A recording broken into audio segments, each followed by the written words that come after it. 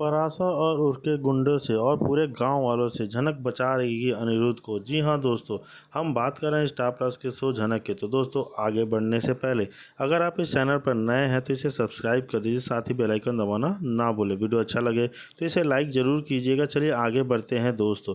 जैसे कि झनक सीरियल में अभी तक आपने देखा कि अनिरुद्ध गाँव जाने के लिए तैयार हो जाता है। अनिरुद्ध गाँव जा रहा होता है, अर्शी उसे रोकने की कोशिश करती है। अर्शी बोलती है कि तुम गाँव मत जाओ। अनिरुद्ध बोलता है मैं गांव जाऊंगा क्योंकि मुझे वहां फैक्ट्री लगाऊंगा। अब अनिरुद्ध गांव पहुंच जाता है और वो वहां पर देखता है कि गांव वाले अनिरुद्ध पर हमला करते हैं। तो झनक देख लेती है। झनक बोलती है अनिरुद्ध बचने के लिए भागी जाती है। जी हाँ दोस्तों, अनिरुद्ध को बचाने के लिए झनक वहां से दौड़ के भागती है कि अनिरुद्ध उसे बचा सकती है।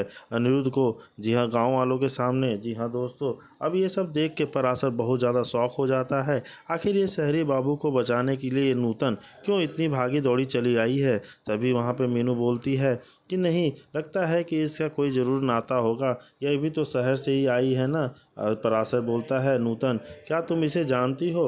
नूतन बोलती है नहीं, मैं इसे नहीं जानती हूँ और मैं बस ये जानना चाहती हूँ कि आखिर ये लोग यहाँ पे क्या करने आए हैं और कैसी फैक्ट्री लगाने के लिए आए हैं। वहीं दूसरी तरफ अनिरुद्ध झनक को इस हालत में देखकर बहुत ज़्यादा शौक हो जाता है और बोलता है तुम बिल्कुल भी पहचान में नहीं आ रही हो। झनक अनिरुद्ध आखिरकार गांव पहुंच चुका है। जी हाँ दोस्तों, होने वाला है बहुत ही बड़ा खुलासा, क्योंकि गांव वाले अनिरुद्ध को साफ साफ कह देते हैं कि वे अपने गांव में कोई फैक्ट्री नहीं बनाने देंगे। जब अनिरुद्ध पराशर से बात करने के लिए उसके घर तक पहुंच जाता है, वहां जाकर अनिरुद्ध को बहुत बड़ा झटका लगता है, क्योंकि अनिरुद्ध देखता है कि पराशर की पत्नी के रूप में वहां झनक खड़ी है। अनिरुद्ध के होश उड़ जाते हैं जब वह देखता है कि झनक के साथ एक छोटी बच्ची भी है। पहले तो अनिरुद्ध के मन में यही सवाल उठता है, क्या यह बच्ची झनक और पराशर की है। उसी उलझन में अनिरुद्ध झनक से कह देता है तुम इतने सालों तक यहाँ पर थी और तुम्हें एक बार भी मेरी फिक्र नहीं हुई, तो क्या तुम्हें मेरी याद नहीं आई, मैंने तुम्हें कितना ढूंढा। यह सुनकर झनक बहुत ज़्यादा घबरा जाती है, लेकिन झनक हार मानने वालों में से नहीं है। जब झनक को सबसे बड़ा यह डर यही है कि कहीं अनिरुद्ध को मीनू के सच के बारे में पता ना चल जाए कि मीनू उस मून असल में अनिरुद्ध और झनक की ही बेटी है, अपनी बेटी है। झनक मून को खोने के डर से अपने दिल में छुपाए रहती है। वहीं दूसरी तरफ पराशर अब अपने घर में अनिरुद्ध को खड़ा देखता है तो गुस्से से आग बबूला हो जाता है। पराशर गुस्से में अनिरुद्ध से कहता है तुम्हारी हिम्मत कैसे हुई मेरे घर में घुसने की। इस अगर अनिरुद्ध पलट कर जवाब देता है कि जिस लड़की को तुम अपनी पत्नी कहते हो वो मेरी पत्नी थी, झनक मेरी है। यह सुनकर पराशर के पैरों तले जमीन खिसक जाती है। अब पराशर यह बिल्कुल नहीं चाहता है कि झनक और मून इससे दूर हो जाएं। वह अनिरुद्ध को यहाँ से भगाने की कोशिश करता है। झनक के दिल में इस वक्त तूफान मच चुका है।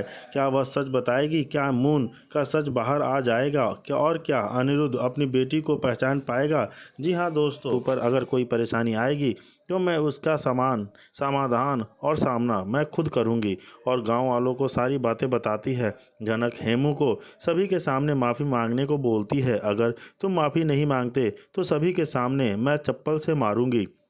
हेमू के सामने पराशर से माफ़ी मांगता है सब। अब दूसरी तरफ अर्शी और अनिरुद्ध की फिर से बहस होती है। अर्शी बोलती है अनिरुद्ध मैं तुम्हारे साथ रहना चाहती हूँ। अनिरुद्ध बोलता है अर्शी तुम जानती हो कि मुझे यह सब नहीं चाहिए। अर्शी बोलती है तुम चाहते हो कि मैं तुम्हें डाइवोर्स दे दूँ, लेकिन ऐसा मैं नहीं कर सकती।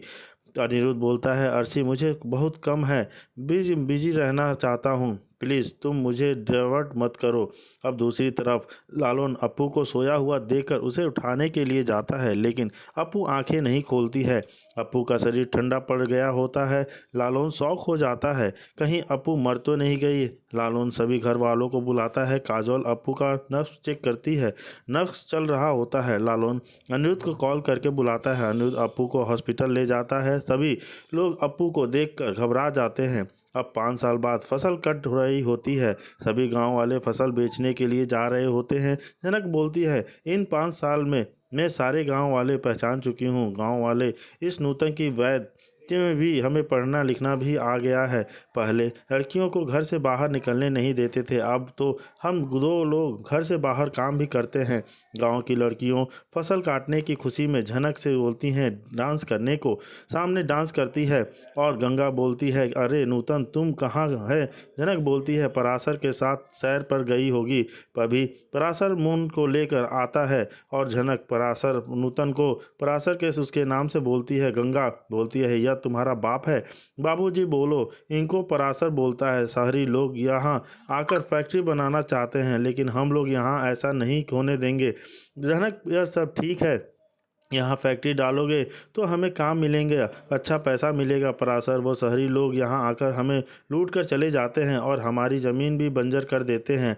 जनक बोलती है सब ऐसे लोग नहीं होते हैं पराशर, तुम हमारे काम के बीच में मत आओ, हम कभी तुम्हारे काम के बीच में नहीं आए हैं। यह सब देख के जनक बोलती है कि मैं जानती हूँ कि कई अगर प्लांट्स लगेंगे, अगर फैक्ट्री बनेंगी तो गाँव को लोगों को अच्छा काम मिलेगा, अच्छा पैसा मिलेगा, रहने को मिलेगा। ये सब देख और उधर अर्शी अनिरुद्ध से बहस करती है कि मैं तुम्हें डाइवोर्स नहीं देना चाहती, मैं तुम्हें छोड़ना नहीं चाहती, मैं तुम्हारे साथ रहना चाहती हूँ। अनिरुद्ध बोलता है कि बिताने लगेगी। तभी उसे लगने लगता है कि पराशर एक अच्छा इंसान है जो उसकी और उसकी बेटी की भलाई चाहता है। लेकिन जैसे जैसे समय बीतता है पराशर का असली चेहरा झनक के सामने आने लगता है।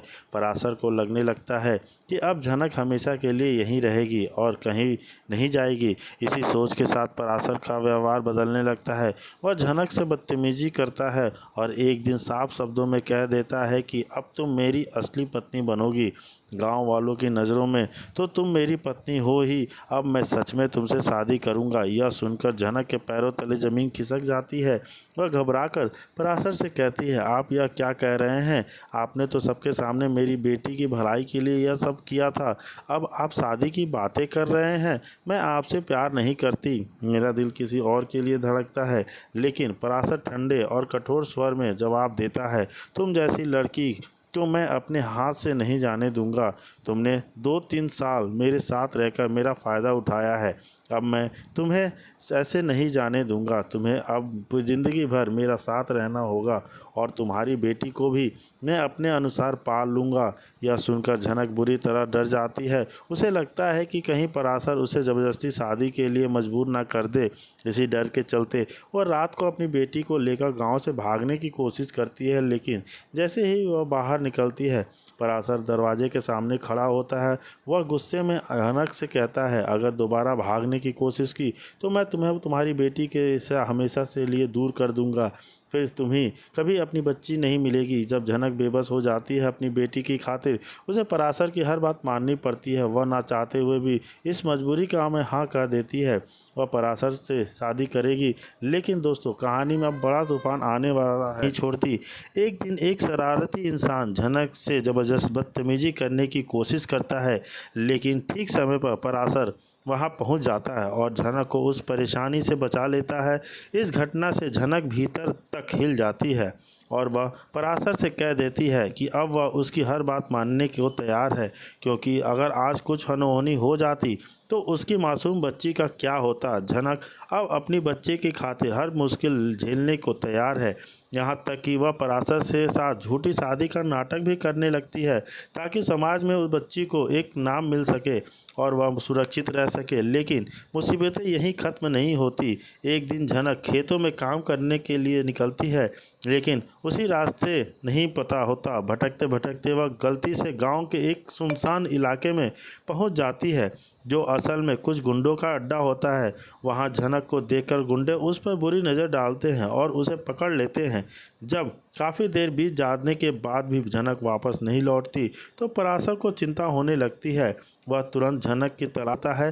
पराशर जानता है कि अगर वह उस इलाके में गया तो उसकी अपनी जान खतरे में पड़ सकती है, लेकिन झनक को बचाने के लिए वह यह खतरा उठाने को तैयार है। काफ़ी खोजबीन के बाद पराशर आखिरकार उस जगह पहुंच जाता है जहां झनक गुंडे से चंगुल में फंसी होती है।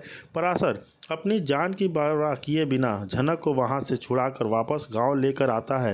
रास्ते में वह झनक से कहता है, अब तुम अकेले नहीं, कहीं नहीं जाओगी। मैं तुम्हारे और तुम्हारी बेटी के साथ हमेशा खड़ा हूँ। अब सवाल यह उठता है, क्या झनक पराशर की इस बहादुरी और समर्पण को देखकर उसे अपना जीवन साथी स्वीकार करेगी, या फिर उसकी ज़िंदगी में अनिरुद्ध की अधूरी कहानी फिर से दस्तक देगी। हाँ जी हाँ दोस्तों, झनक काम कर रही है और वह अपने सेठ का इंतज़ार करती है, लेकिन एक आदमी झनक को देखकर झनक को पकड़ लेता है और वह उसके साथ बदतमीजी करने की कोशिश करता है, जिससे झनक बहुत बुरी तरह से डर जाती है। लेकिन सही समय पर पराशर आकर उस आदमी को मारकर भगा देता है और वह झनक को बचा लेता है। लेकिन झनक बहुत ज़्यादा डर गई है और वह रोने लगती है, जिससे पराशर झनक से कहता है कि उसे इस दुनिया में एक बच्चे को अकेले पालना है, तो वह इस तरह नहीं रो सकती है, ना ही किसी से डर सकती है। और वह झनक को फैसला देने की कोशिश करता है कि अब शो के आने वाले एपिसोड में यह देखना बहुत ज़्यादा दिलचस्प होगा कि पराशर आखिर झनक की आगे और किस तरह मदद कर पाता है, और क्या होगा जब अनिरुद्ध आएगा। यह देखना बहुत ही ज़्यादा दिलचस्प होगा कि झनक हाँ दोस्तों, अनिरुद्ध को यह समझ नहीं आता है कि वह लड़की जो कभी अपने सपनों को लेकर जुनूनी थी, वह आज खेतों में कैसे काम कर रही है। वह सोच में पड़ जाता है, क्या वह वही झनक है जिसकी आंखों में कभी सितारे होते थे। अनिरुद्ध के मन में भावनाओं का तूफान उठता है। इतने सालों में से जो झनक की तलाश में भटकता रहा है, और आज वह जब मिली है तो उसे लगता है कि वह उसे अब यहाँ नहीं रहने देगा। लेकिन अब झनक अनिरुद्ध को देखती है तो वह स्पष्ट रूप से बता दे